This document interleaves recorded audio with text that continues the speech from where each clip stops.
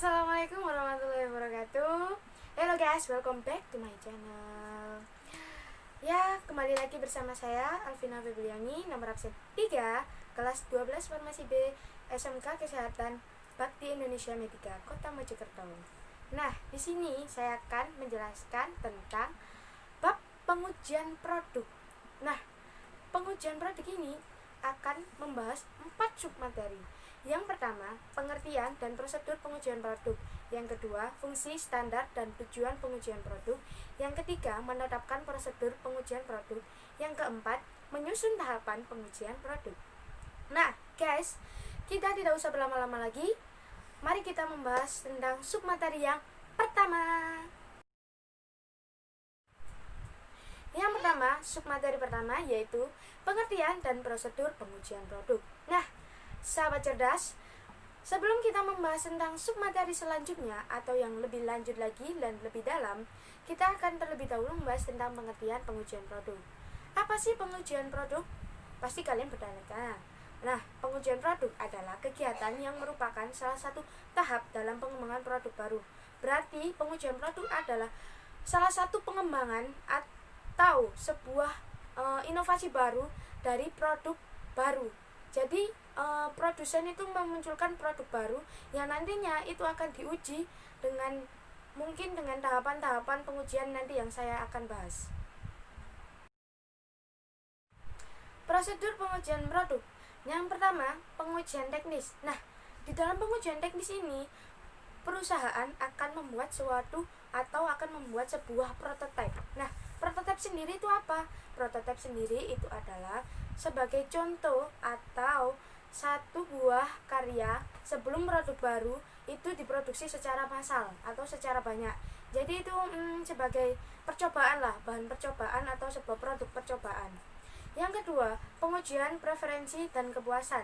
Ini digunakan untuk menetapkan elemen-elemen yang akan dirancang dalam rencana pemasaran dan untuk membuat ramalan penjualan awal dari produk baru. Jadi setelah kita membuat prototipe, maka ini akan melakukan pengujian preferensi dan kepuasan. Jadi itu untuk menetapkan elemen-elemen apa yang nantinya akan dirancang untuk keperluan pemasaran dari produk baru tersebut. Nah, itu mungkin bisa saja dengan dua cara, yaitu yang pertama, konsumen akan disuruh untuk memakai atau mengkonsumsi produk yang akan dipasarkan. Yang kedua, konsumen akan dibuat membandingkan alternatif dari produk tersebut. Ketiga, pengujian pasar simulasi.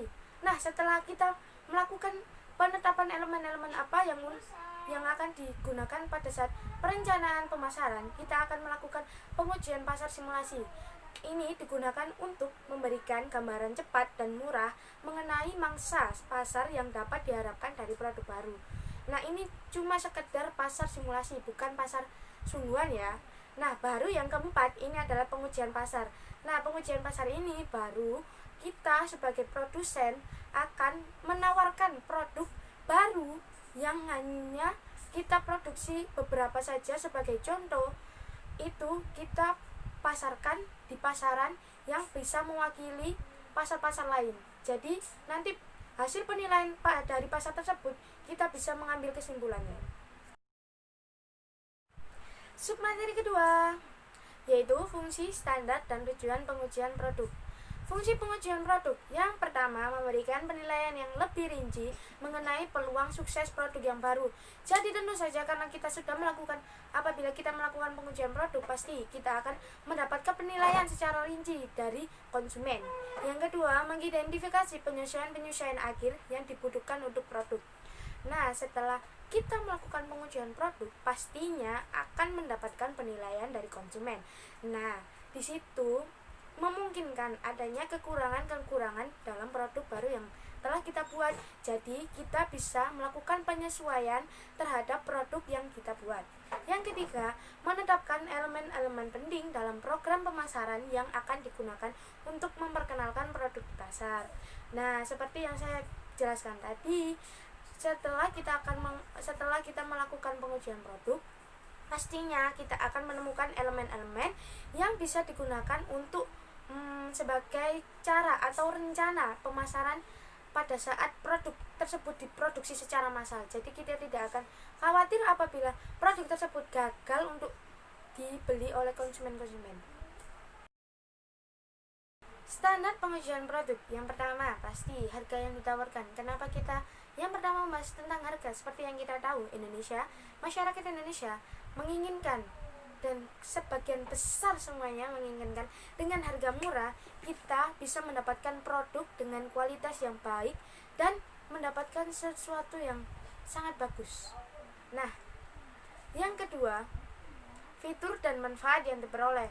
Setelah harga, seperti yang saya katakan tadi, produk yang akan didapat konsumen haruslah sangat berkualitas. Jadi fitur dan manfaat yang diperoleh oleh konsumen haruslah sangat masuk, bisa diterima oleh konsumen. Jadi penilaian terhadap produk itu bisa bagus.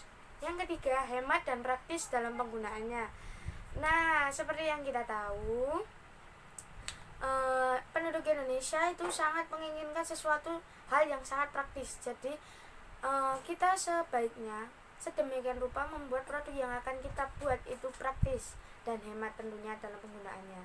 Yang keempat, bersifat mobile dan fleksibel, bisa dibawa kemana-mana atau bisa digunakan kapanpun dan dimana saja. Yang kelima, mutu dan kualitas bahan yang didapat. Jadi bahan yang kita dapat untuk membuat suatu produk harus bermutu dan berkualitas tinggi. Yang keenam, kepuasan saat menggunakan produk tersebut. Jadi setelah konsumen tersebut mencoba atau menggunakan produk tersebut, maka kita akan mendapatkan sebuah penilaian dari kepuasan konsumen dalam memakai produk yang kita bawakan. Yang ketujuh, cara mendapatkan dan pemeliharaannya.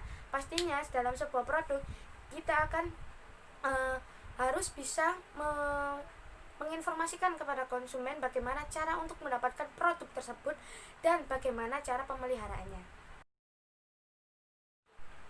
Tujuan pengujian produk yaitu untuk mengetahui apakah ada kesesuaian antara fungsi produk dengan manfaat produk yang didapat. Jadi nanti kita akan bisa mendapatkan penilaian dari konsumen setelah melakukan pengujian produk.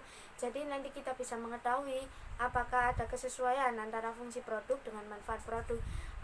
Sesuainya fungsi dengan manfaat produk itu apakah sudah bisa didapat oleh konsumen dengan memakai produk yang kita bawakan tersebut. Dari ketiga, menetapkan prosedur pengujian produk. Langkah atau tahapan pengujian produk. Yang pertama, penyelesaian prototip akhir. Tentunya prototip harus diselesaikan sampai akhir agar bisa digunakan untuk pengujian produk. Yang kedua, pengemasan produk akhir. Setelah prototip diselesaikan sampai tahapan akhir, tentunya kita akan mengemas prototip tersebut agar bisa dibuat untuk pengujian produk. Yang ketiga, tahap pengujian. Nah, setelah dikemas bagus dan bisa digunakan untuk pengujian produk, yang ketiga kita bisa langsung melakukan pengujian produk di konsumen.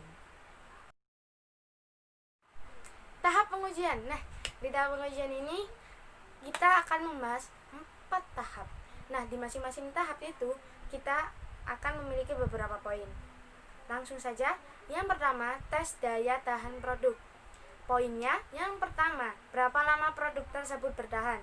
Nah, sebagai contoh, apabila produk tersebut dalam bentuk makanan, pastinya di produk tersebut ada expired atau tanggal kadaluarsa.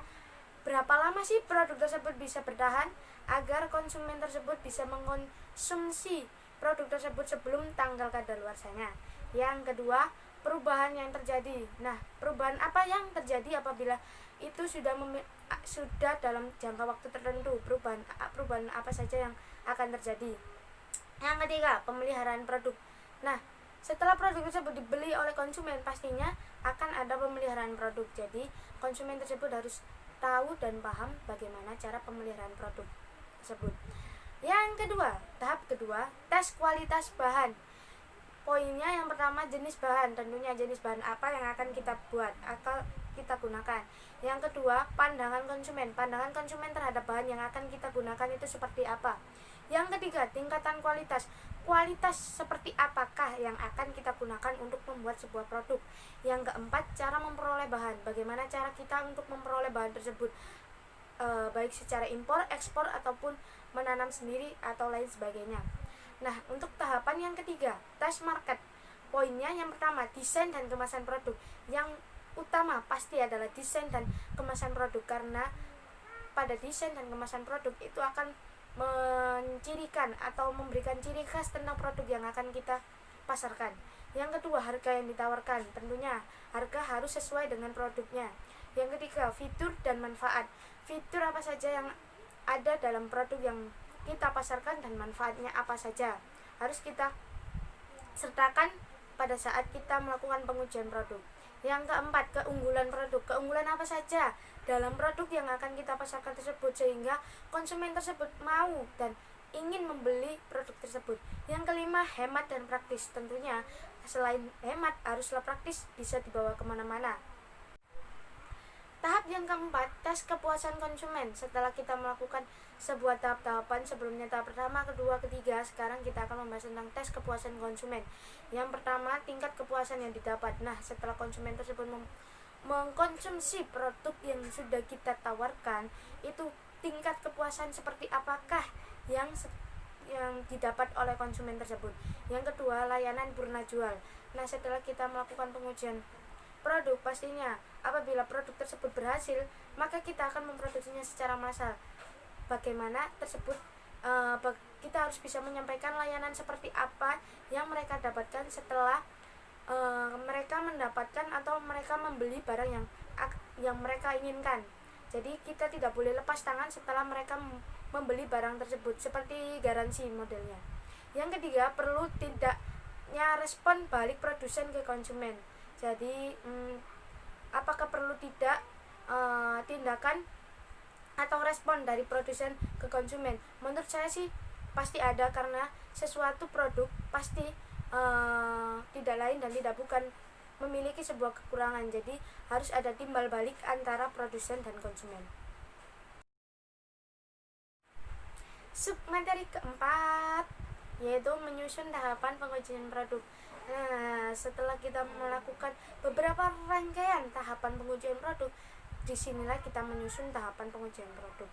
Yang pertama, menyiapkan prototipe produk atau konsep produk. Jadi kita harus menyiapkan prototipe produk dan konsepnya seperti apa. Kedua, menyusun metode pengujian. Metode seperti apakah dalam yang akan kita gunakan dalam pengujian produk. Yang ketiga, menyusun indikator pengujian. Indikator-indikator apa yang akan kita gunakan pada saat pengujian produk. Yang keempat, melakukan pengujian. Yang kelima, melakukan analisis hasil pengujian. Setelah melakukan pengujian produk, pasti kita akan mendapatkan penilaian dan kita akan menganalisis hasil dari penilaian pengujian produk tersebut. Yang keenam, menyusun kesimpulan. Setelah kita menganalisis dan mendapatkan poin-poinnya, kita memberikan kesimpulan seperti apakah produk tersebut memiliki kekurangan seperti apa dan memiliki keunggulan seperti apa dan memiliki kepuasan yang seperti apa terhadap konsumen. Yang ketujuh, evaluasi dan pengembangan. Nah, setelah kita melakukan tahapan pengujian produk, pastinya terdapat kekurangan ataupun kelebihan, dan masing-masing kekurangan lah pada setiap produk, dan pastinya itu ada karena itu adalah produk baru. Nah, setelah kita melakukan pengujian tersebut, maka dari itu kita akan melakukan evaluasi dan pengembangan. Tentunya setelah kita mengevaluasi kesalahan apa yang ada pada produk baru tersebut, kita akan melakukan pengembangan dengan cara memperbaiki kekurangan-kekurangan yang ada, sehingga pada saat peluncuran produk yang baru tersebut dengan merek yang sama, dengan nama yang sama, brand dengan yang sama, tapi dengan kualitas yang baru dan lebih bagus dari yang sebelumnya. Nah, sahabat cerdas, cukup sekian yang dapat saya sampaikan. Akhiru kalam, wabillahi taufiq wal hidayah, waridho walinaya. Kurang lebihnya saya maaf yang sebesar-besarnya. Wassalamualaikum warahmatullahi wabarakatuh.